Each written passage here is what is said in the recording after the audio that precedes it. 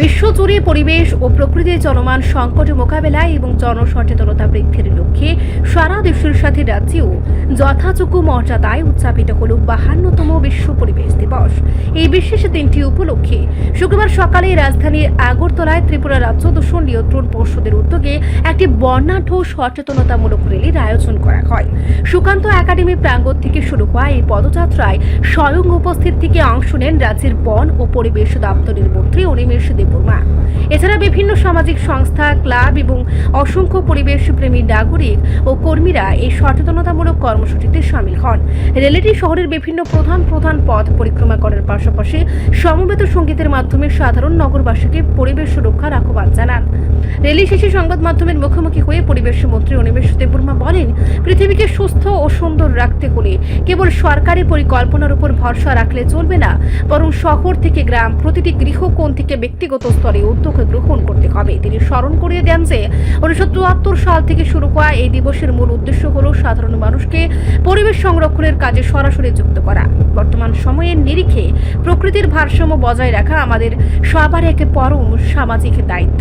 তাই প্রকৃতির এই অমূল্য সম্পদকে টিকিয়ে রাখতে তিনি সর্বস্তরের জনগণকে আরো বেশি সচেতন ও সক্রিয় হওয়ার আহ্বান জানান।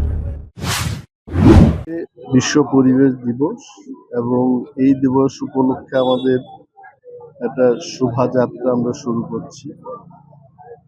পরিবেশ দপ্তরের পক্ষ থেকে নাগরিকদের সচেতন করা, এটাই আমাদের মূল কাজ, এবং বিভিন্ন নিষেধাজ্ঞা, বিভিন্ন গাইডলাইনস এগুলো ফলো করানো এবং নাগরিকদের স্মরণ করিয়ে দেওয়া, এটাও আমাদের কাজ।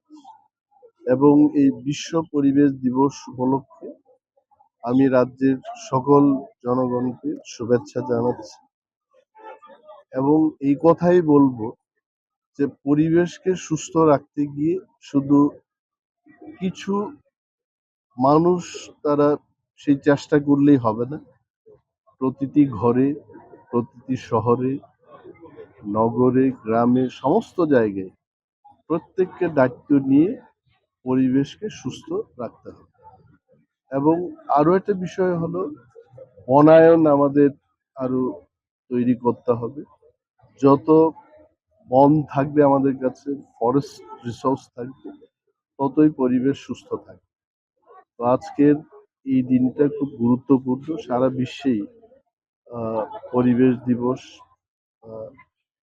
ওয়ার্ল্ড এনভায়রনমেন্ট ডে পালিত হচ্ছে এবং আমাদের রাজ্য আজকে অনেকগুলো প্রোগ্রাম আছে। ক্লাবের লোকজন এসছে, এখানে ছাত্রছাত্রীরা এসছে, অনেক এনজিওর পক্ষেও অনেকেই আসছেন এবং আজকের এই দিনটাতে এই বার্তাই যাক মানুষের কাছে যে ত্রিপুরাকে সুস্থ এবং বাঁচার মতো একটা রাজ্য করে আমাদের ধরে রাখতে হবে। যেভাবে জলবায়ু পরিবর্তন হচ্ছে, এটা কতটুকু চিন্তার বিষয়?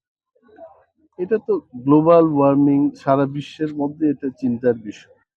তো সেই কারণে এটা শুধু আমাদের দেশের বিষয় না, এটা সারা বিশ্বের ব্যাপার।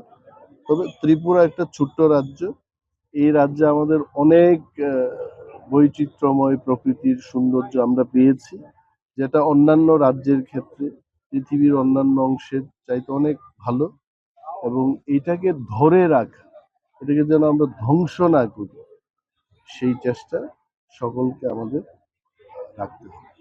দূষণের দিক থেকে ত্রিপুরা কিংবা আগরতলা কোন জায়গায় আছে, কতটুকু ইয়েতে আছে? দূষণের পরিমাণ আমাদের তো মিটার আছে এবং আহ, এই শহরের মধ্যে 3টে জায়গায় আমাদের মিটার আছে। মিটার রিডিং দিয়ে বোঝা যায় যে শহরে কেমন দূষণ হচ্ছে। তবে আগের চাইতে, যেমন 5 বছর আগে, 10 বছর আগে শহরের যে জনসংখ্যা ছিল, যান চলাচলের যে সংখ্যা ছিল, তার চাইতে কিন্তু অনেকটা বেশি হয়েছে। সেই কারণেই দূষণটা কখনো কোন পিক আওয়ারে এটা বোঝা যায় যে দূষণের যে মিটারটা এটা বৃদ্ধি পায়। তবে এখনো এটা নিয়ন্ত্রণের মধ্যে আছে। কনস্ট্রাকশন হচ্ছে বিভিন্ন জায়গায়, ডাস্ট পলিউশন আমরা দেখতে পাচ্ছি। এগুলো হয়, কনস্ট্রাকশন যখন শেষ হয়ে যাবে, আমার মনে হয় আমাদের যে সিভিক সেন্স, জনগণের যে সচেতনতা, ডাস্টবিন রাখা আছে, বিভিন্ন গাইডলাইন যেগুলো আমরা ফলো করার কথা, এগুলো করলে এই শহরটা এখনো একটা সীমার মধ্যে আছে বলে এটা আমাদের মনে হচ্ছে। প্লাস্টিক দূষণ দূর করার ব্যাপারে আপনারা কতটুকু? সেটা তো নিরন্তর একটা প্রচেষ্টা চলছে। আমাদের ডিএমদের সাথে মিটিং হচ্ছে, এসডিএমদের সাথে মিটিং হচ্ছে। পলিউশন কন্ট্রোল বোর্ড বা এনভায়রনমেন্ট ডিপার্টমেন্ট এটা অ্যাডভাইজারি ডিপার্টমেন্ট। আমরা বিভিন্ন বিষয়ে আলোচনা করে নির্দেশিকা জারি করি, কিন্তু সেইগুলোকে ইমপ্লিমেন্ট করতে হবে জেলা প্রশাসন এবং মহকুমা প্রশাসনের মাধ্যমে। তো আমাদের রেগুলার একটা মিটিং হচ্ছে তাদের সাথে, যে কোথায় আমাদের গাড়ি, এবং আগামী দিনেও সেগুলো চলবে। রিপোর্ট সংবাদ প্রতীক্ষা।